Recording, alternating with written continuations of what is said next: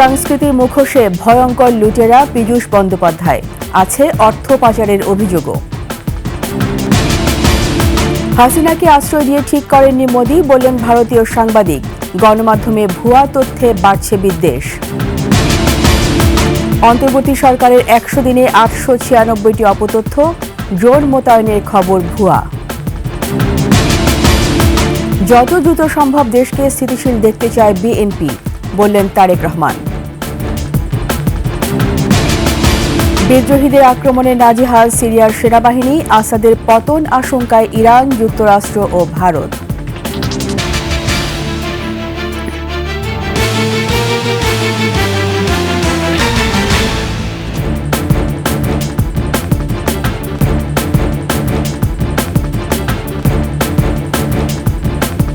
শুনছিলেন সংবাদ শিরোনাম। আমন্ত্রণ রাতের ২১ সংবাদে, সাথে আছি আমি রীতা চৌধুরী। দর্শক, ২১ টেলিভিশনের সংবাদ একই সাথে সরাসরি দেখতে পাবেন আমাদের ফেসবুক পেজ www.facebook.com/2124 অনলাইনে। সাবস্ক্রাইব করতে পারেন www.youtube.com/@21etv চ্যানেলে। কথিত সাংস্কৃতিক ব্যক্তিত্বের মুখোশের আড়ালে ভয়ঙ্কর এক লুটেরার নাম পীযূষ বন্দ্যোপাধ্যায়। যেখানে বসেছেন তা পরিণত করেছেন লুটপাটের স্বর্গরাজ্যে। অর্থ পাচারের অভিযোগও রয়েছে তার বিরুদ্ধে। তবে আওয়ামী লীগের দালালির সুবাদে সব ধরনের অপরাধ থেকে পেয়েছেন দায় মুক্তি। আরও জানাচ্ছেন মেহেদী হাসান। হয়তো একরকম ভাবে, কিন্তু তার অজানা পেছনের কথা অনেক কিছু জানি না। টেলিভিশন ও চলচ্চিত্রের অভিনেতা পীযূষ বন্দ্যোপাধ্যায়ের প্রকৃত চরিত্রের পুরোটাই ঢাকা মুখোশে। শেখ হাসিনার ১.৫ দশকে স্বৈরশাসনের পুরো সময় জুড়ে বাগিয়ে নেন সরকারি বেসরকারি বিভিন্ন প্রতিষ্ঠানের শীর্ষ পদ। পলাশী থেকে ধানমন্ডি চলচ্চিত্রে মুজিব চরিত্রে অভিনয় করে পুরস্কার হিসেবে পান এফডিসির ব্যবস্থাপনা পরিচালক পদ। এ সময় ৩.৫ কোটি টাকা আত্মসাতের অভিযোগে দুদকে মামলা হয় তার বিরুদ্ধে, কিন্তু হাসিনার আশীর্বাদে সেখান থেকে দায়মুক্তি মেলে পীযূষের। ২০১৫ সালে মামলার নথি বলছে, চলচ্চিত্র উন্নয়ন কর্পোরেশন এফডিসির জন্য চীন থেকে নিম্নমানের বিভিন্ন সরঞ্জাম এনে সরকারের ৩.৪৬ কোটি টাকা অপচয় করেন পীযূষ ও তার ৩ সহযোগী। মামলাটি প্রথমে তদন্ত করেন দুদকের উপপরিচালক হামিদুল হাসান, কিন্তু ২০১৫ সালে শেখ হাসিনার বিশ্বস্ত আমলা ইকবাল হোসেন পাটোয়ারি কমিশনের চেয়ারম্যান হয়ে এলে ঘুরে যায় মামলার গতিপথ। পীযূষ বন্দ্যোপাধ্যায়ের নাম চার্জশিট থেকে বাদ দিয়ে দায় চাপানো হয় বাকি ৩ আসামির উপর। বিভিন্ন মেয়াদে তাদের দেয়া হয় কারাদণ্ড। তো উনি এই যে যাচাই বাছাই যে কমিটির যারা ছিল, কারোর কথা নেয় না এবং এখানে কারো কোনো সই স্বাক্ষর নাই। একমাত্র যে প্রকল্প পরিচালক যে ছিল, ওনার একক ক্ষমতা বলে এমডির মাধ্যমে এবং তখনকার মন্ত্রীর মাধ্যমে ওনারা এটাকে পাশ করে। এই যে ওই যে আপনার এডিট থেকে যে রিপোর্ট দিয়েছে, এটাকেও তো আক্কা তারা করলো না করে ওনারা মেশিন কিনলো। এফডিসির পর পীযূষ দুর্নীতির স্বর্গরাজ্যে পরিণত করেন ২১ টেলিভিশনকে। প্রতিষ্ঠানটির প্রকৃত চেয়ারম্যান ও সিইও আব্দুস সালামকে ২০১৫ সালের ৬ জানুয়ারি কারাগারে পাঠানোর পর ২৫ নভেম্বর দখলে নেয় বিতর্কিত এসালম গ্রুপ। চ্যানেলটির শীর্ষ পদগুলোতে একের পর এক বসতে থাকেন আওয়ামী সরকারের সুবিধাভোগীরা। তারই ধারাবাহিকতায় ২০২০ সালের ১২ মার্চ সিইও পদে আসীন হন পীযূষ বন্দ্যোপাধ্যায়। দায়িত্ব পালন করেন চলতি বছরের ১৩ জুলাই পর্যন্ত। এ সময় ২১ টেলিভিশনকে এইচডিতে উন্নীতকরণের নামে উন্নতমানের যন্ত্রপাতি কেনাকাটায় হয় ব্যাপক অনিয়ম। এইচডিতে রূপান্তরিত, অর্থাৎ হাই ডেফিনেশন টেলিভিশনে রূপান্তরিত করার জন্য যে প্রজেক্ট নেওয়া হয়, সেই প্রজেক্টে তিনি নিম্নমানের সামগ্রিক ব্যবহার করেছেন অতি উচ্চ মূল্যে। এখানে প্রায় ২০ কোটি টাকা খরচ করে যে সামগ্রী কেনা হয়েছে, সেগুলো যথাযথ মানের এবং ব্যবহার উপযোগী ছিল না। নথিপত্র বলছে ৩টি স্টুডিও ক্যামেরা কেনা হয়েছে ১,৮,৯৩,০০০ টাকায়, কিন্তু এ খাতের বিশেষজ্ঞরা বলছেন এগুলোর প্রকৃত মূল্য ৮৩ লাখ টাকার বেশি নয়। প্রোডাকশন সুইচার কেনা হয়েছে প্রায় ৪০ লাখ টাকায়, কিন্তু এর বাজার মূল্য ২৬ লাখ টাকার মতো। স্টেশন রাউটার কেনা হয়েছে প্রায় ২০ লাখ টাকায়, যার প্রকৃত বাজার মূল্য ১০,৮০,০০০ টাকা। সব মিলিয়ে ৯,৬০,০০,০০০ টাকার যন্ত্রপাতির খরচ দেখানো হয়েছে ১৫,৩২,০০,০০০ টাকা। নাটক সিনেমা কেনার ক্ষেত্রে নিতেন কমিশন। আমাদের বিভিন্ন নাটক, সিনেমা এবং অন্যান্য অনুষ্ঠান যারা বিভিন্ন ভেন্ডরের মাধ্যম থেকে এখানে কেনা হতো, তাদের কাছ থেকে তিনি কমিশন পেতেন। ক্ষমতা কুক্ষিগত করতে ২১ টেলিভিশনে নিজস্ব একটি বলয় গড়ে তোলেন পীযূষ। বলয়ের বাইরে থাকা কর্মীদের উপর চালাতেন স্টিম রোলার। চাকুরিও হারান অনেকে। আর হাসিনার দালালি করে গণমাধ্যমটিকে পরিণত করেন আওয়ামী সরকারের প্রচার যন্ত্রে। তিনি একটা বলয় তৈরি করেছিলেন বা কোরাম তৈরি করেছিলেন। তার কোরামের কিছু লোক ছিল যারা ছিল তার পাচাটা। এইচআরের মাধ্যমে বয়স দেখে আমাদের চাকরি থেকে বাদ দিয়ে দিয়েছে, বয়স দেখে, অথচ নিজের বয়স কিন্তু বেশি আমাকে চাইতে। হ্যাঁ, এইভাবে করছে। আমি তাকে রিকোয়েস্ট করেছি আমার 6 মাস সময় দাও, আমার ছেলে মেয়ের লেখাপড়া হোক, আমি চলে যাব নেই, কিন্তু ওনার মধ্যে সেই মানবিকতা আসে নাই। পীযূষ বলয়ের বাইরে থাকার পরিণতি কি তার স্পষ্ট প্রমাণ মেলে চাকরিচ্যুত প্ল্যানিং এডিটর বিপ্লব পালের ফেসবুকে ধারাবাহিক লেখনীতে। তিনি উল্লেখ করেছেন, তৎকালীন প্রধান বার্তা সম্পাদক অখিল পোদ্দার, সম্প্রচার বিভাগের সুজন দেবনাথ ও অনুষ্ঠান বিভাগের সাইফ আহমেদকে নিয়ে সিন্ডিকেট গড়ে তোলেন পীযূষ। তাদের লুটপাট আর অনিয়মের সঙ্গী না হওয়ায় চাকরি হারান বিপ্লব পাল। এ কাজে সক্রিয় ভূমিকা পালন করেন পীযূষের স্ত্রী জয়শ্রীকর জয়া। শেখ হাসিনা জামানায় পীযূষ বন্দ্যোপাধ্যায় সবচেয়ে বেশি সক্রিয় ছিলেন তার সংগঠন সম্প্রীতি বাংলাদেশ নিয়ে। দিনের ভোট রাতে করা থেকে শুরু করে আওয়ামী লীগের প্রতিটি অপকর্মের পক্ষে সাফাই গেছে কথিত ধর্মীয় সম্প্রীতির এ সংগঠন। দেশি বিদেশি বিভিন্ন গোয়েন্দা সংস্থা থেকে সংগঠনের নামে টাকা এনে নিজের ইচ্ছামতো করেছেন লোপাট। এরা শুধুমাত্র এক একটা এজেন্ডা নিয়ে সরকারকে, এই ফেসিবাদকে রক্ষার জন্য একটা এজেন্ডা নিয়ে নামতো এবং অজ্ঞাত সূত্র থেকে বলতে পারেন, আবার বাংলাদেশের মানুষের লুটের টাকা থেকেও বলতে পারেন যে তাদের অর্থায়ন করা হতো, সুবিধা দেওয়া হতো, সেই সুবিধার জোরেই তারা কিন্তু এইসব কর্মকাণ্ড করত। তার কাজই ছিল এই সম্প্রীতি বাংলাদেশের নামে একটি বিশেষ রাষ্ট্রের যে কিছু এজেন্ডা ছিল সেই এজেন্ডাগুলোকে বাস্তবায়ন করা। তবে এত অনিয়ম আর দুর্নীতি করলেও রাজধানীর বনানী ডিওএইচএস এর এই ভবনে পাওয়া গেছে তার একটি মাত্র ফ্ল্যাটের খোঁজ। অভিযোগ রয়েছে লুটপাটের পুরোটাই ভারতে পাচার করেছেন তিনি। 5 আগস্ট হাসিনা সরকারের পতনের পর থেকে লাপাত্তা সম্প্রীতির বার্তা ছড়ানোর আড়ালে চরম সাম্প্রদায়িক চেতনার সেই পীযূষ বন্দ্যোপাধ্যায়। পৈতৃক নিবাস ফরিদপুরেও এখন আর কেউ থাকে না পীযূষ পরিবারের। এ ব্যাপারে যোগাযোগের চেষ্টা করা হলেও ফোনে পাওয়া যায়নি তাকে। 90-এর দশকের গোড়ার দিকে পীযূষ বন্দ্যোপাধ্যায় ছিলেন দৈনিক লাল সবুজ পত্রিকার প্রতিষ্ঠাকালীন নির্বাহী সম্পাদক। লুটেপুটে খেয়েছেন সে প্রতিষ্ঠানও। মেহেদী হাসান, 21 টেলিভিশন, ঢাকা। গণ অভ্যুত্থানের মুখে বাংলাদেশ থেকে বিতাড়িত সাবেক প্রধানমন্ত্রী শেখ হাসিনাকে আশ্রয় দিয়ে ভারত সরকার ঠিক করেনি বলে মনে করেন ভারতীয় সাংবাদিক অর্ক ভাদুরী। পাশাপাশি সংখ্যালঘু ইস্যুতে ভারতীয় গণমাধ্যম যে বিভ্রান্তিমূলক সংবাদ পরিবেশন করছে তা দুই দেশের নাগরিকদের মধ্যে বিদ্বেষ বাড়িয়ে তুলছে বলেও জানান তিনি। 21 টেলিভিশনের সঙ্গে একান্ত সাক্ষাৎকারে এসব কথা বলেন অর্ক ভাদুরী। বিস্তারিত সঞ্জয় অধিকারী রিপোর্টে।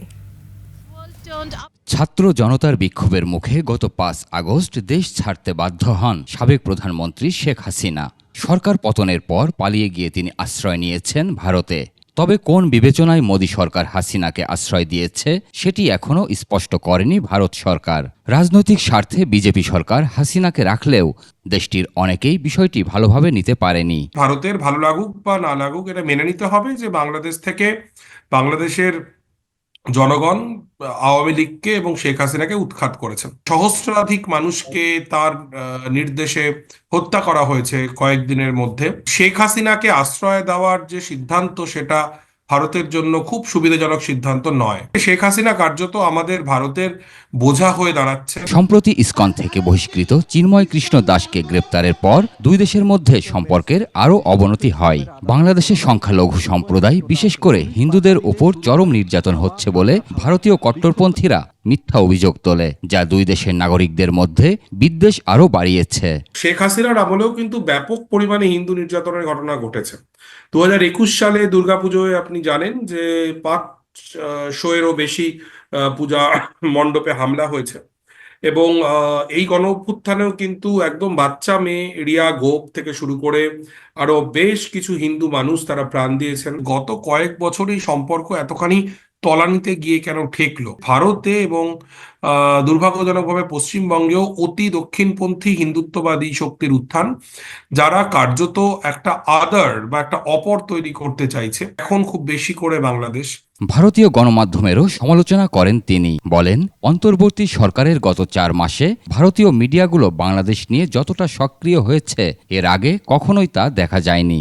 আমাদের দেশের মেইনস্ট্রিম মিডিয়া এবং রাজনৈতিক দলগুলির একটা বড় অংশ তারা বাংলাদেশের হিন্দু নির্যাতন সম্পর্কে তখনই কেবলমাত্র সংবেদনশীল হয়ে ওঠেন যখন শেখ হাসিনা বা আওয়ামী লীগ ক্ষমতায় থাকেন না। অর্ক ভাদুরীর মতে, ভারত সরকারের বাংলাদেশকে শুধু আওয়ামী লীগের চোখে না দেখে বৃহত্তর দৃষ্টিতে দেখা উচিত।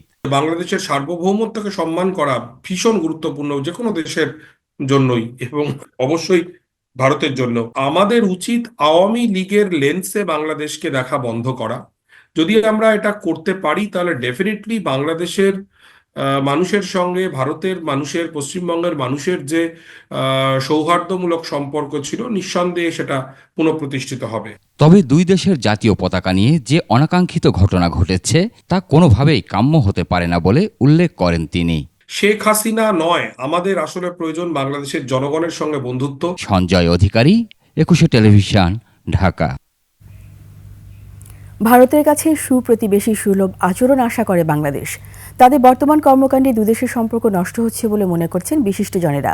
তারা বলছেন ভারতের সাম্প্রতিক কর্মকাণ্ড বাস্তবসম্মত নয়। আরও জানাচ্ছেন প্রণব চক্রবর্তী। সম্প্রতি বাংলাদেশের সহকারী হাইকমিশনে হামলা, জাতীয় পতাকার অবমাননা এবং বাংলাদেশিদের জন্য চিকিৎসা সেবা বন্ধ করা সহ ভারতের কর্মকাণ্ড বিতর্কের জন্ম দিয়েছে পুরো বিশ্বে। যদিও এসব উস্কানিতে পা দেয়নি বাংলাদেশ। প্রাপ্ত তথ্য চূড়ান্তভাবে নির্দেশ করে এমন পরিস্থিতির মধ্যেই আগামী 9 ডিসেম্বর বাংলাদেশে আসছেন ভারতের পররাষ্ট্র সচিব বিক্রম মিশ্রি, যেখানে দুই দেশের দ্বিপক্ষীয় বিষয় আলোচনা হবে। বিশিষ্টজনরা বলছেন ভারত রাজনৈতিক বাস্তবতার বাইরে কাজ করছে। এ বিষয়ে বাংলাদেশের পক্ষে স্পষ্ট বার্তা দিতে হবে। তাদেরকে বুঝিয়ে দেওয়া যে আপনারা যে কাজটা করছেন এই কাজটা আসলে বাস্তব ভিত্তিক নয়।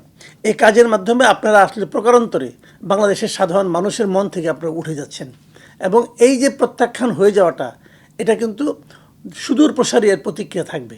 আমরা সুপ্রতিবেশী সুলভ আচরণ চাই আপনাদের কাছ থেকে, উস্কানিমূলক আচরণ নয়।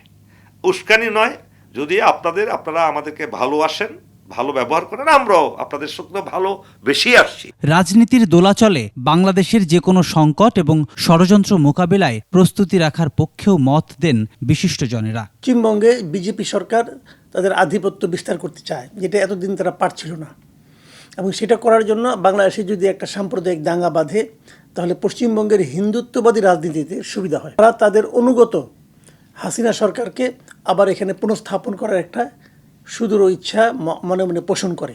বাংলাদেশ শান্তিপ্রিয় দেশ, শান্তিপ্রিয় মানুষ কখনো নিজে আক্রমণ করে না আগে, কিন্তু আক্রমণের সম্মুখীন হলে তখন নিজের পার্সোনাল ওয়েপনটা কিন্তু বের করে সে আক্রমণকারীকে মারা জায়েজ আছে। অর্থাৎ বন্ধুপ্রতিম দেশ হিসেবে ভারত যে পরিস্থিতির সৃষ্টি করছে তা কাম্য নয় বলে মনে করেন বিশিষ্টজনেরা। দেশের বিরুদ্ধে চক্রান্ত করে তাদের আড্ডাখানায় পরিণত হতে পারে না আমাদের প্রতিবেশী দেশের হাইকমিশন। প্রণব চক্রবর্তী, একুশে টেলিভিশন, ঢাকা। দেশের ভেতর ও বাইরে যে কোনো ষড়যন্ত্র রুখে দিতে প্রস্তুত অবসরপ্রাপ্ত সশস্ত্র বাহিনীর কর্মকর্তারা। রাজধানীর রাওয়া ক্লাবের সামনে ভারতীয় আধিপত্যের বিরুদ্ধে আয়োজিত এক সমাবেশ থেকে এমন ঘোষণা দেন তারা। বক্তব্যে সাবেক সেনা কর্মকর্তারা ভারতীয় আগ্রাসন ও অপপ্রচারের সমালোচনা করেন। মাহতাব মিনহাজের প্রতিবেদন। দেশের বিরুদ্ধে ভারতীয় আগ্রাসন ও অপপ্রচারের প্রতিবাদে সাবেক সেনা সদস্যদের সমাবেশ। সকল বিভাজন ভুলে গিয়ে ভারতীয় আগ্রাসনের বিরুদ্ধে পুরো জাতিকে ঐক্যবদ্ধ হওয়ার আহ্বান আসে সমাবেশ থেকে। আমরা দেশের স্বাধীনতা ও সার্বভৌমত্ব রক্ষার শপথ দিয়েছিলাম। এখনো আমরা সেই শপথ থেকে কোনো রকমের বিচ্যুত হইনি। দেশের এই ক্রান্তি লগ্নে জাতিকে ভারতীয় আগ্রাসনের বিরুদ্ধে আমরা ঐক্যবদ্ধ করতে চাই। ভারত যদি বাংলাদেশের উপর কোনো আক্রমণের চেষ্টা করে তাহলে সীমান্তে রুখে দেওয়ার ঘোষণা দেন তারা। মোদিজি, অমিতজি এবং রাজনাথ সিংজি, আপনারা বাংলাদেশ সেনাবাহিনী যেটা দেখেছেন ৭২ সালের সেই সেনাবাহিনী এখন আর নাই। আপনারা আর আস্ফালন তুলবেন না। ১৭ কোটি জনতা আছে আমাদের সাথে, আপনাদেরকে সীমান্তেই রুখে দিতে। ভারতীয় মিডিয়া যারা বাংলাদেশের বিরুদ্ধে কথা বলছে সেই সমস্ত মিডিয়াকে বাংলাদেশে বাতিল করা হোক, নিষিদ্ধ করা হোক। বাংলাদেশিদের আমাদের এখন ঐক্যবদ্ধ হওয়ার সময়, এবং আমরা সেটারই আহ্বান জানাচ্ছি। পরে বিক্ষোভ মিছিল বের করেন তারা। ভারতের আগ্রাসনের বিরুদ্ধে অবশ্যই আমরা সোচ্চার।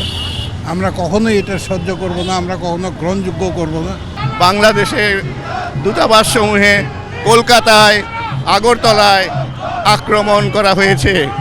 যে কোনো দেশের দূতাবাসের উপর আক্রমণ ভিয়েনা কনভেনশন অনুযায়ী সে দেশের সার্বভৌমত্বের উপরে আক্রমণ। ভারতীয় যে আগ্রাসনের চিন্তা ভাবনা করছে এর বিরুদ্ধে আমরা রুখে দাঁড়ানোর জন্য ঐক্যবদ্ধ হয়ে আমরা মিছিল করছি। মিছিলে যোগ দেন অবসরপ্রাপ্তদের পরিবারের লোকরাও ক্ষোভ প্রকাশ করেন ভারতীয় আগ্রাসনের বিরুদ্ধে। আমার জামাই ব্রিগেডিয়ার জামাল, অবসরপ্রাপ্ত ব্রিগেডিয়ার জামাল। দেশের জন্য আসছে, দেশকে ভালো রাখার জন্য। সবাই আমরা ভাই বোন। আমরা একটা স্বাধীন সার্বভৌম দেশ, আমরা অন্য কোনো দেশের আগ্রাসন আধিপত্যবাদ মেনে নিব না। প্রধান উপদেষ্টার কার্যালয় হয়ে আবার এক স্থানে এসে শেষ হয় তাদের আনুষ্ঠানিকতা। মাহতাব মিনহাজ, একুশে টেলিভিশন, ঢাকা। সোশ্যাল মিডিয়া ও বিভিন্ন গণমাধ্যমে গুজব ও অপপ্রচার থামছেই না।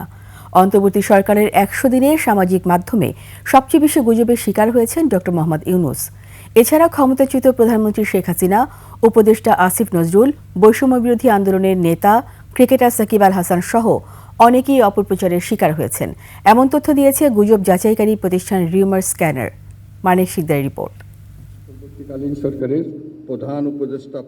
অন্তর্বর্তী সরকার দায়িত্ব নেয়ার পর অপতথ্যের বিষয়ে শুরু থেকেই পর্যবেক্ষণ ও অনুসন্ধান জারি রেখেছে রিউমার স্ক্যানার। এই সরকারের 100 দিনে সামাজিক মাধ্যম সহ ইন্টারনেটের বিভিন্ন মাধ্যমে প্রচার হওয়া অপতথ্যের বিষয়ে সংক্ষিপ্ত পরিসংখ্যান প্রকাশ করেছে রিউমার স্ক্যানার। এই সময়কালের মধ্যে 896টি ভুল শনাক্ত করেছে। এসব অপতথ্যের মধ্যে রাজনৈতিক অপতথ্য ছিল বেশি। ব্যক্তি হিসেবে এই সময় অপতথ্যের সবচেয়ে বড় শিকার ছিলেন অন্তর্বর্তী সরকারের প্রধান উপদেষ্টা ডক্টর মোহাম্মদ ইউনূস। তাকে জড়িয়ে 90টি অপতথ্য প্রচার করা হয়েছে। এছাড়া ক্ষমতাচ্যুত হওয়া সাবেক প্রধানমন্ত্রী শেখ হাসিনাকে জড়িয়ে 72টি গুজব প্রচার করা হয়েছে। এছাড়া ছাত্র জনতার গণ অভ্যুত্থানে নেতৃত্বস্থানীয় পর্যায়ে থাকা 2 সমন্বয়ক সার্জিস আলম ও হাসনাত আবদুল্লাহকে জড়িয়ে যথাক্রমে 24টি ও 18টি অপতথ্য প্রচার করা হয়েছে। এই সময়ে একক বাহিনী হিসেবে বাংলাদেশ সেনাবাহিনীকে জড়িয়ে সর্বোচ্চ 47টি অপতথ্য প্রচারের প্রমাণ পেয়েছে রিউমার স্ক্যানার, যা সব অপতথ্যের প্রায় 66%। তালিকায় দ্বিতীয় স্থানে এসেছে বাংলাদেশ পুলিশের নাম। ফ্যাক্ট চেকাররা বলছে 100 দিনে অপতথ্যের প্রবাহ বেশ ভয়াবহ রূপ নিয়েছিল। বেড়েছে চিন্ময় দাস গ্রেপ্তার ইস্যুর পর এক্ষেত্রে ভারতীয় এক্স অ্যাকাউন্টগুলো সবচেয়ে বড় ভূমিকা রেখেছে এবং এর সাথে এবার একেবারে রীতিমতো যে তারা যে ক্যাম্পেইন চালাচ্ছে এই ক্যাম্পেইনে রীতিমতো যোগ দিয়েছে হচ্ছে ভারতের মূলধারা গণমাধ্যমগুলো। 100 দিনের এই অপতথ্যের প্রবাহে রিউমার স্ক্যানার প্রকাশিত প্রতিবেদনগুলোর মধ্যে ছিল বাংলাদেশের রাষ্ট্র ক্ষমতার পট পরিবর্তনকে কেন্দ্র করে সামাজিক মাধ্যমে সাম্প্রদায়িক অপতথ্যের ভয়াবহতা। একটি সরকার যখন বিদায় নেয় তখন হচ্ছে অপতথ্যের প্রচারের ধরন বদলায়। এক্ষেত্রে ঠিক একই ঘটনা ঘটেছে এবং যারা আগে অপতথ্য ছড়াতো এক সরকারের আমলে, অন্য সরকারের আমলে এই অপতথ্য প্রচারের অ্যাকাউন্টগুলো বা ব্যক্তিরা বদলে যায়। অপপ্রচার থামাতে সঠিক তথ্যের সরবরাহ করতে হবে। এজন্য সবচেয়ে বড় ভূমিকা রাখতে পারে স্বাধীন গণমাধ্যম। মানিক শিকদার, একুশে টেলিভিশন, ঢাকা। ভারতীয় গণমাধ্যমের সীমান্তে বাংলাদেশের পক্ষে ড্রোন মোতায়েনের যে দাবি করা হয়েছে তা ভুয়া খবর বলছে প্রধান উপদেষ্টা press wing. CA press wing facts verified Facebook পেজে এই তথ্য জানানো হয়। একই সাথে প্রধান উপদেষ্টা প্রেস সচিব শফিকুল আলম বলেছেন, আন্তর্জাতিক গণমাধ্যমে বাংলাদেশের সংখ্যালঘু ইস্যু অন্যায্যভাবে উপস্থাপন করা হচ্ছে। আরও জানাচ্ছেন প্রণব চক্রবর্তী। ভারতীয় সাপ্তাহিক ইন্ডিয়া টুডের প্রতিবেদনে দাবি করা হয়েছে ভারত সীমান্তে বাংলাদেশের পক্ষ থেকে ড্রোন মোতায়েন করা হয়েছে। এমন স্পর্শকাতর বিষয়ের সত্যতা কতখানি তা খতিয়ে দেখেছে প্রধান উপদেষ্টার প্রেস উইং। প্রেস উইং ফ্যাক্টসের ভেরিফাইড ফেসবুক পেজে এক পোস্টে জানানো হয় এটি মিথ্যা ও বানোয়াট খবর। সেখানে প্রতিরক্ষা মন্ত্রণালয়ের একজন মুখপাত্রের বরাতে বলা হয়, নিয়মিত কার্যক্রম ছাড়া দেশের কোনো বর্ডার অঞ্চলে ড্রোন মোতায়েন করা হয়নি। এদিকে প্রধান উপদেষ্টার প্রেস সচিব শফিকুল আলম তার ফেসবুক পেজে লিখেছেন, বাংলাদেশের সংখ্যালঘু ইস্যু আন্তর্জাতিক গণমাধ্যম এবং প্রভাবশালী দেশের শীর্ষ পার্লামেন্টারি শুনানিতে অন্যায্যভাবে উপস্থাপন করা হয়েছে। হিন্দু বৌদ্ধ খ্রিস্টান ঐক্য পরিষদের 19 সেপ্টেম্বরের প্রতিবেদনে যে 9 জন হিন্দুর মৃত্যুর কথা বলা হয়েছিল তা নেত্র নিউজের বরাতে তিনি খণ্ডন করে বলেন, এই সহিংসতাগুলো রাজনৈতিক বা ব্যক্তিগত, সাম্প্রদায়িক নয়। ঐক্য পরিষদের তথ্য সংগ্রহ এবং প্রতিবেদন তৈরির পদ্ধতি নিয়েও প্রশ্ন তোলা হয়েছে বলে জানান তিনি। ঐক্য পরিষদের এবছরের আরেকটি প্রতিবেদনকেও বিতর্কিত বলেন শফিকুল আলম। প্রতিবেদনে 2023-2024 সালে 45 জন সংখ্যালঘু নিহতের কথা বলা হয়। ঐক্য পরিষদের এমন দাবির সত্যতা নিয়ে গুরুতর প্রশ্ন থাকলেও কোনো গণমাধ্যম চ্যালেঞ্জ করেনি বলে উল্লেখ করেন শফিকুল আলম। তিনি আহ্বান জানিয়েছেন সেকুলার সংবাদপত্র ও আন্তর্জাতিক মানবাধিকার সংগঠনগুলোকে বাংলাদেশের কথিত ধর্মীয় সহিংসতার মামলাগুলো তদন্ত করার, কেননা অন্তর্বর্তী সরকার সংখ্যালঘু নির্যাতনের কথিত ঘটনাগুলোর ন্যায্য তদন্ত চায়। প্রণব চক্রবর্তী, 21 টেলিভিশন, ঢাকা। যত দ্রুত সম্ভব দেশকে স্থিতিশীল অবস্থায় দেখতে চায় বিএনপি, এমন মন্তব্য করেছেন দলের ভারপ্রাপ্ত চেয়ারম্যান তারেক রহমান। বিকেলে ফরিদপুরে বিএনপির রাষ্ট্র কাঠামো মেরামতের 31 দফা ও জনসম্পৃক্ততা বিষয়ে বিভাগীয় কর্মশালার ভার্চুয়ালি যুক্ত হয়ে একথা বলেন তিনি। এর আগে সদর উপজেলা হলরুমে দিনব্যাপী কর্মশালা অনুষ্ঠিত হয়। ফরিদপুর বিভাগীয় সাংগঠনিক সম্পাদক শামা ওবেদ ইসলামের সভাপতিত্বে কর্মশালায় এ সময় অন্যান্যের মাঝে উপস্থিত ছিলেন বিএনপি চেয়ারপারসনের উপদেষ্টা ইসমাইল জবিউল্লাহ, তারেক রহমানের উপদেষ্টা ডক্টর মাহাদি আমিন ও প্রশিক্ষণ বিষয়ক সম্পাদক ABM মোশাররফ হোসেন। দেশে যদি সত্যিকারভাবে জবাবদিহিতা থাকতো, তাহলে কি দেশের মানুষের এই 2000 কোটি টাকা পাচার করা সম্ভব ছিল? অবশ্যই সেটা সম্ভব ছিল না। যেই নির্বাচনের জন্য দেশের মানুষ, যেই জবাবদিহিতা তৈরির জন্য, যেই অধিকার প্রতিষ্ঠিত করার জন্য দেশের মানুষ জীবন দিয়েছে, আমাদের হাজারো নেতাকর্মী শহীদ হয়েছেন, সেই কার্যটি যাতে সম্পন্ন হয়। এবার সিরিয়া প্রসঙ্গ। বিদ্রোহীদের দাপটে নাজেহাল সিরিয়ার সেনাবাহিনী। আলেপ্পো, হামার, হোমসের পর চতুর্থ শহর হিসাবে দারার নিয়ন্ত্রণ নিয়েছে সরকার বিরোধীরা। প্রধান শহর দামেস্কের দিকে এগোতে থাকায় ক্ষমতাসীন বাশার আল আসাদের কর্মকর্তারা নিজেদের গুটিয়ে নিচ্ছেন। এদিকে আসাদের পতন আশঙ্কায় নাগরিকদের সরিয়ে নিচ্ছে ইরান, যুক্তরাষ্ট্র ও ভারত। আফসানা নীলার রিপোর্ট। মধ্যপ্রাচ্য, গাজা যুদ্ধ এবং লেবানন সংকটের মধ্যে নতুন কেন্দ্রবিন্দু এখন সিরিয়া। নতুন করে বিদ্রোহীদের সঙ্গে লড়াইয়ে একের পর এক শহরের নিয়ন্ত্রণ হারাচ্ছে প্রেসিডেন্ট বাশার আল আসাদ সরকার। দুপক্ষের লড়াইয়ে ধ্বংসস্তূপে পরিণত হয়েছে একাধিক শহর। এ নিয়ে এক সপ্তাহের ব্যবধানে গুরুত্বপূর্ণ 3টি শহর হারিয়েছে আসাদ বাহিনী। উত্তর দক্ষিণ থেকে শহর দখল করতে করতে রাজধানী দামেস্কের দিকে এগোচ্ছে সরকার বিরোধীরা। ইসলামপন্থী দল হায়াত তাহরির আল শাম HTS এর নেতৃত্বে বিদ্রোহীরা এক সপ্তাহের মধ্যে চতুর্থ শহর হিসেবে দারার নিয়ন্ত্রণ নিয়েছে। এর আগে আলেপ্পো, হামা ও হোমস দখল করে তারা।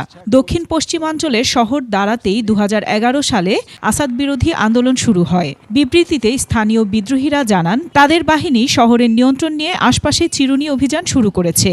সেখানকার বড় প্রতিষ্ঠান ও সরকারি অফিসগুলো দখলে নেওয়া হচ্ছে। এদিকে আসাদের সম্ভাব্য পতন শঙ্কায় সিরিয়া থেকে সামরিক কর্মকর্তাদের সরিয়ে নিচ্ছে দেশটির আঞ্চলিক সহযোগী ইরান। যুক্তরাষ্ট্র দেশটি থেকে চলে আসার নির্দেশ দিয়েছে মার্কিন নাগরিকদের। এছাড়া নাগরিকদের দ্রুত সিরিয়া ছাড়ার নির্দেশ দিয়েছে দিল্লিও। আফসানা নীলা, ডেস্ক রিপোর্ট, 21 টেলিভিশন। বিরতি নিচ্ছি, যখন ফিরব তখন অন্যান্য খবরের সঙ্গে আরও থাকবে। ইসলামী ব্যাংকে বৈষম্য সৃষ্টি করেছে এস আলম গ্রুপ, 4000 কর্মীর মানবেতর জীবন। আবার আমন্ত্রণ রাতের 21 সংবাদে। অর্থনীতির স্থিতিশীলতা ফেরাতে সরকারের হাতে সময় কম মন্তব্য করে অন্তর্বর্তী সরকারের পরিকল্পনা ও শিক্ষা উপদেষ্টা ডক্টর ওয়াহিদুদ্দিন মাহমুদ বলেছেন, আগামী বছর রাজনৈতিকভাবে নির্বাচিত সরকার আসবে, তবে টেকসই উন্নয়নে বাংলাদেশকে বাজার ভিত্তিক অর্থনীতির উপর জোর দেওয়ার পরামর্শ দেন তিনি। শিউলি স্বপ্নমের প্রতিবেদন। বাংলাদেশ উন্নয়ন গবেষণা প্রতিষ্ঠান BIDS এর বার্ষিক সম্মেলন। এতে যোগ দিয়ে বাজার অর্থনীতির সমস্যা, সম্ভাবনা সহ টেকসই অর্থনীতি গড়তে করণীয় বিভিন্ন দিক নিয়ে কথা বলেন বক্তারা। অর্থনীতিবিদ রেহমান সুবহান বলেন, দারিদ্রতা কমাতে বাংলাদেশ ভালো করছে এবং এটি প্রশংসিত হচ্ছে। Classify this as one of the dynamics of poverty reduction and growth in non-farm agriculture. এদিকে বাংলাদেশ এখনও অর্থনৈতিক কূটনীতিতে পিছিয়ে আছে উল্লেখ করে অন্তর্বর্তী সরকারের পরিকল্পনা ও শিক্ষা উপদেষ্টা ডক্টর ওয়াহিদুদ্দিন মাহমুদ বলেন, বড় বড় কোম্পানিগুলোর টাকা দেশের বাইরে পাচার হয়ে গেছে। বড় বড় শিল্প, বেক্সিমকো শিল্প ইন পার্টিকুলার, এগুলোর সব ব্যালেন্স শিট এখন দেখা যাচ্ছে, এগুলোতে ব্যালেন্স শিটে অনেক টাকা আছে, কিন্তু আসলে কোনো দেশের ভিতরে কোনো রিসোর্স নাই। শিক্ষা ও স্বাস্থ্য খাতে রিসোর্স সংকট উল্লেখ করে দক্ষ মানব সম্পদ গড়তে এই দুই খাতে আরও বরাদ্দ বাড়ানোর তাগিদ দেন তিনি। আমাদের এই গভর্নমেন্টও খুব স্বল্পকালীন, এটা তো আমি ব্যক্তিগতভাবে মনে করি আগামী বছরই আমরা একটা রাজনৈতিকভাবে নির্বাচিত সরকার দেখব, তখন সবাই মিলে ভাবা যাবে কিভাবে যাওয়া যাবে। টেকসই উন্নয়নের স্বার্থে সবার জন্য সমান সুযোগ সুবিধা নিশ্চিত করা জরুরি বলেও মনে করেন পরিকল্পনা ও শিক্ষা উপদেষ্টা। শিউলি শবনম, 21 টেলিভিশন, ঢাকা। ইসলামী ব্যাংকের পল্লী উন্নয়ন বিভাগের কর্মকর্তারা পদায়নের মাধ্যমে ব্যাংকটির মূল ধারায় ফিরতে চান। এ বিষয়ে পদক্ষেপ চেয়ে কেন্দ্রীয় ব্যাংকের গভর্নরের কাছে আবেদন করেছেন তারা। আরডিএস কর্মকর্তারা জানান, এস আলম গ্রুপ দখল নিয়ে ইসলামী ব্যাংকে বৈষম্য সৃষ্টি করেছে। স্বল্প বেতন কাঠামোয় মানবেতর জীবন কাটছে ইসলামী ব্যাংকের প্রায় 4000 কর্মীর। আদিত্য মামুনের রিপোর্ট। এস আলম গ্রুপ ইসলামী ব্যাংক দখল নিয়ে চরম বঞ্চনার মুখে ফেলে দেয় ব্যাংকটির পল্লী উন্নয়ন বিভাগের কর্মকর্তাদের। পট পরিবর্তনের পর বৈষম্যের অবসানে ব্যাংকের শত শত কর্মী রাস্তায়। দিলকুশায় ব্যাংকের প্রধান কার্যালয়ের সামনে বিক্ষোভ মানববন্ধন করেন তারা। আমাদেরকে বলে আপনারা তো আগেই জান্নাতে যাবেন, তাহলে আপনার টাকার কি দরকার? আমরা তো মানুষ, আমাদের ছেলে মেয়ে আছে, তাহলে আমরা কার কাছে যাব? লেন্থ অফ সার্ভিস অনুযায়ী যেন জেনারেল ব্যাংকে পদায়ন করে। তারা বলছেন, বেতন কাঠামোয় অসামঞ্জস্যতা, সিনিয়র কর্মকর্তার চেয়ে জুনিয়র কর্মকর্তার বেশি বেতন সহ পদে পদে আছে বৈষম্য। বিআরবিডি সার্কুলকে বৃদ্ধাঙ্গুল দেখালেন, প্রথমে করলেন শুরু থেকে 19,500, ঠিক আছে, এরপর কি হলো? না। পৃথিবীতে এমন কোনো প্রতিষ্ঠান নাই যে 29 বছর 1 বছর থাকালে। আমাদের একটাই দাবি যে আমাদের মিনিস্ট্রিকে প্রদান করতে হবে। ফিল্ড অফিসার, সিনিয়র ফিল্ড অফিসারদের কাজ, অভিজ্ঞতা আর নির্দিষ্ট সময় পরে জেনারেল পদে নিয়োগের বিধান থাকলেও তা বাতিল করেছে ব্যাংক কর্তৃপক্ষ। এস আলমের মদতপুষ্ট ম্যানেজমেন্ট এক অজ্ঞাত কারণে এই প্রকল্পের অফিসারদেরকে ব্যাংকের মূলধারায় পদায়ন নিষিদ্ধ করে। আমাদের অনলি 20% প্রমোশন দেয়, কিন্তু জীবিতে প্রায় 100% বা 90% প্রমোশন দেওয়া হয়। এভাবে নানাভাবে আমাদেরকে হয়রানি করা হচ্ছে। আরডিএস কর্মকর্তাদের মূলধারায় পদায়ন নিশ্চিতের মাধ্যমে বৈষম্য দূরীকরণে গভর্নরের কাছে আবেদন তাদের। যতক্ষণ এই দাবি পূরণ না হবে ততক্ষণ আমরা এখানে অবস্থান কর্মসূচি পালন করে যাব। দাবি মানা না হলে ভবিষ্যতে বড় কর্মসূচি দিয়ে পথে নেমে আসার হুঁশিয়ারি দেন তারা। আদিত্য মামুন, 21 টেলিভিশন, ঢাকা। গ্যাস অনুসন্ধানে আগামী বছর 100টি নতুন কূপ খনন করা হবে বলে জানিয়েছেন বিদ্যুৎ ও জ্বালানি উপদেষ্টা। বলেছেন, এখন উন্মুক্ত দরপত্র ছাড়া বিদ্যুৎ ও জ্বালানি খাতে কোনো প্রকল্প বাস্তবায়ন হবে না। রাজধানীতে এক সেমিনারে এলএনজি আমদানি ও ভোলার গ্যাস ক্ষেত্র নিয়ে সরকারি পরিকল্পনার কথাও জানান ডক্টর ফাউজুল কবির খান। তৌহিদুর রহমানের রিপোর্ট। জ্বালানি পণ্যের সম্ভাব্য ভবিষ্যৎ মূল্য ও স্থিতিশীল সরবরাহ ব্যবস্থার গুরুত্বের উপর Dhaka chamber of commerce and ইন্ডাস্ট্রিজের সেমিনার। বক্তারা জানান, গত 20 বছরে জ্বালানির অভ্যন্তরীণ চাহিদা 4 গুণ বেড়েছে। দৈনিক গ্যাসের চাহিদা উন্নীত হয়েছে 380 কোটি ঘনফুটে। এলএনজির আমদানির মাধ্যমে 80 কোটি ঘনফুট গ্যাস সরবরাহ হলেও ঘাটতি থেকে যাচ্ছে আরও 100 কোটি ঘনফুট। দাম যাতে সহনযোগ্য থাকে সেই পর্যায়টাকে বের করে সেইখানে দামটাকে আটকে রাখার একটা ব্যবস্থা করা দরকার। উৎপাদন খাত গতিশীল রাখতে গ্যাস বিদ্যুতের সরবরাহ বাড়ানোর উপর জোর দেন বিশেষজ্ঞরা। আদানি সহ বিদ্যুৎ জ্বালানি খাতের অন্যায্য সব চুক্তির সংশোধনেরও পরামর্শ তাদের। আদানি পাওয়ারের কস্ট বেশি আছে, যেটা নেগোশিয়েট করতে হবে। কয়লার খরচ আসলে বেশি আছে, এবার ওদের ক্যাপাসিটি পেমেন্ট একটু বেশি আছে। গ্যাস এক্সপ্লোরেশনের জন্য আমাদের এখন ঝাঁঝরা করে ফেলতে হবে সবখানে যত পারি। আমরা স্টিল মনে করি বাংলাদেশের এনর্মাস পটেনশিয়াল ফর গ্যাস। আমাদের অ্যাকচুয়ালি এনার্জির জন্য বাইরের উপরে বা এরকম হাহাকার করার কোনোই অর্থ হয় না। বিদ্যুৎ খাতে অন্যায্য চুক্তি ও মোটা অঙ্কের ভর্তুকির জন্য বিগত হাসিনা সরকারের কড়া সমালোচনা করেন বিদ্যুৎ ও জ্বালানি উপদেষ্টা। আমরা এই যে কেন বেশি দামে এই বিদ্যুৎগুলো কেনা হলো, এখানে তো আমাদের বাংলাদেশি উদ্যোক্তারা আছে, বাংলাদেশি ব্যবসায়ীরা আছেন, তারা কি একটু অনুশোচনা করেন যে জাতিকে যে তারা এই বিদ্যুতের উচ্চ মূল্য চাপিয়ে দিয়েছেন? উন্মুক্ত দরপত্র ছাড়া প্রকল্প নেওয়া হবে না বলেও সাফ জানিয়ে দেন তিনি। অনশোর ড্রিলিং আমরা স্টার্ট করব এবং এই অনশোর ড্রিলিং ভোলাতে হবে, সিলেট নোয়াখালীর বিভিন্ন অঞ্চলে হবে। গ্যাস অনুসন্ধান জোরদার করার কথাও জানান ডক্টর ফজলুল কবির খান। তৌহিদুর রহমান, 21 টেলিভিশন, ঢাকা। সময় হয়েছে আবার একটি সংবাদ বিরতির। যখন ফিরবো তখন অন্যান্য খবরের সঙ্গে আরও থাকবে। দ্বিতীয় টি-20তেও হারল বাংলাদেশ, 1 ম্যাচ হাতে রেখে আইরিশদের সিরিজ জয়। আবার আমন্ত্রণ রাতের 21 সংবাদে। অনুষ্ঠিত হয়ে গেল mastering the power of voice কর্মশালার গ্র্যান্ড ফিনালে। মহিলা সমিতি মিলনায়তনে বেসরকারি টেলিভিশন চ্যানেল ও রেডিওর সংবাদ উপস্থাপকদের সংগঠন news broadcast alliance of Bangladesh এনবিএর আয়োজনে 70 জনের অংশগ্রহণে 1 মাসব্যাপী সংবাদ উপস্থাপনা, উচ্চারণ বৈচিত্র্য বিষয়ক দক্ষতা বৃদ্ধির প্রশিক্ষণ প্রদান করা হয়। গ্র্যান্ড ফিনালেতে নির্বাচিত সেরা 10 জনকে দেওয়া হয় সনদ ও ক্রেস্ট। অনুষ্ঠানে আয়োজক সহ প্রশিক্ষক ও নাট্য ব্যক্তিত্বরা উপস্থিত ছিলেন।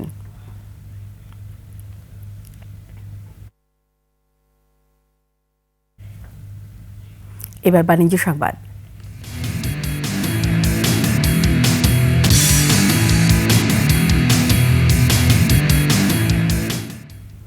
এসিআই বাজারে নিয়ে এসেছে নতুন 2টি পণ্য, ACI pure Madhu, sprinkle salt and paper mix. কক্সবাজারে একটি হোটেলে জমকালো অনুষ্ঠানে পণ্য দুটির মোড়ক উন্মোচন করা হয়েছে। অনুষ্ঠানে উপস্থিত ছিলেন chief business officer Mohammad Kamrul Hasan সহ কোম্পানির অন্যান্য কর্মকর্তাগণ। বক্তারা জানান, সম্পূর্ণ প্রাকৃতিক এসিআই পিওর মধু বিভিন্ন ফুল থেকে সরাসরি সংগৃহীত। এসিআই পিওর মধু সর্বাধুনিক প্রক্রিয়ায় মোড়কজাত করা হয়, আর এসিআই স্প্রিঙ্কেল আয়োডিনযুক্ত লবণ ও গোলমরিচের আদর্শ মিশ্রণ, যা স্যুপ, সালাদ, ফ্রাইড ফুড, পাস্তা, ডিম, গ্রিল আইটেম ও ফলমূলের স্বাদকে বাড়িয়ে দেবে দ্বিগুণ। ভলজন আয়োজিত দেশের একক বৃহত্তম শিল্প মেলা ATS এক্সপো 2024-এর পর্দা নামল আজ। ভলজনের নিজস্ব ম্যানুফ্যাকচারিং প্ল্যান্টস ও উৎপাদিত আন্তর্জাতিক মানের 50,000-এরও বেশি industrial materials, components, testing lab ও ফ্যাসিলিটি দেশি বিদেশি শিল্পোদ্যোক্তা ও ক্রেতাদের কাছে তুলে ধরতেই মূলত এই আয়োজন। রাজধানী বসুন্ধরায় 3 দিন ব্যাপী চলে এপক্সটি। এ নিয়ে দ্বিতীয়বার হল এক্সপোপি। সমাপনী অনুষ্ঠানে মূল্যবান বক্তব্য তুলে ধরেন ভলজনের কর্মকর্তারা।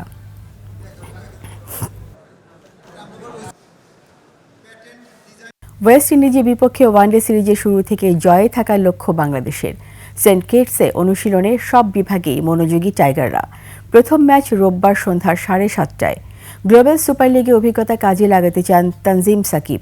টেস্টের পর ওয়ানডেতেও একই পারফর্ম করার লক্ষ্য নাহিদ রানার। আকাশুজ্জামানের রিপোর্ট। সাদা পোশাকে সিরিজ শেষ হওয়ার একদিন পরই অনুশীলনে বাংলাদেশ দল। সেন্ট কিটসের ঝলমলে রোদে দীর্ঘক্ষণ ঘাম ঝরিয়েছে মিরাজ মাহমুদুল্লাহরা। ব্যাটিং, বোলিং, ফিল্ডিং অনুশীলনের সুযোগ সব বিভাগে কাজে লাগিয়েছে টাইগাররা। এক ফাঁকে গণমাধ্যমের মুখোমুখি তানজিম হাসান সাকিব শোনালেন ওয়েস্ট ইন্ডিজের মাটিতে গ্লোবাল সুপার লিগের গল্প। একটা ডিফারেন্ট এক্সপিরিয়েন্স ছিল, বাট ক্রিকেট খেলা সব জায়গাতেই সমান, ভালো বল সব জায়গাতেই ভালো বল। আমি জাস্ট মেনটেন করার চেষ্টা করছি, ভালো বল করব। সো আলহামদুলিল্লাহ। ক্যারিয়ারের শুরু থেকেই গতির ঝড় তুলেছেন নাহিদ রানা। ক্যারিবিয়ান দ্বীপপুঞ্জে এসে সেটার ব্যতিক্রম হয়নি। তবে প্রশংসার সাগরে ভাসতে চান না নাহিদ। যে কোনো দেশে যাইতেছি ওই সব দেশে কন্ডিশনে নতুন কিছু শিখতেছি, তো শিক্ষার কোনো শেষ না। আমি এখানে এসে শিখলাম যে এই ওয়েদারে কিংবা এই ওয়েস্ট ইন্ডিজে উইকেটে কেমন বল করা উচিত কিংবা কেমন লাইন নিতে বোলিং করা উচিত, তো অবশ্যই শিখতেছি সব জায়গায়। টেস্ট সিরিজ ভাগাভাগি করলেও পছন্দের সংস্করণ হাতছাড়া হতে দেবে না বাংলাদেশ। প্রথম ম্যাচ থেকে রয়েছে জয়ের পরিকল্পনা। আকাশুজ্জামান, 21 টেলিভিশন। এরই সাথে শেষ করছি রাতের 21 সংবাদ। যাবার আগে সংবাদ শিরোনামগুলো আরও একবার। সংস্কৃতির মুখোশে ভয়ঙ্কর লুটেরা পীযূষ বন্দ্যোপাধ্যায়, আছে অর্থ পাচারের অভিযোগও। হাসিনাকে আশ্রয় দিয়ে ঠিক করেননি মোদি, বললেন ভারতীয় সাংবাদিক। গণমাধ্যমে ভুয়া তথ্যে বাড়ছে বিদ্বেষ। অন্তর্বর্তী সরকারের 100 দিনে 896টি অপতথ্য, ড্রোন মোতায়েনের খবর ভুয়া। যত দ্রুত সম্ভব দেশকে স্থিতিশীল দেখতে চায় বিএনপি, বললেন তারেক রহমান। বিদ্রোহীদের আক্রমণে নাজেহাল সিরিয়ার সেনাবাহিনী, আসাদের পতন আশঙ্কায় ইরান, যুক্তরাষ্ট্র ও ভারত।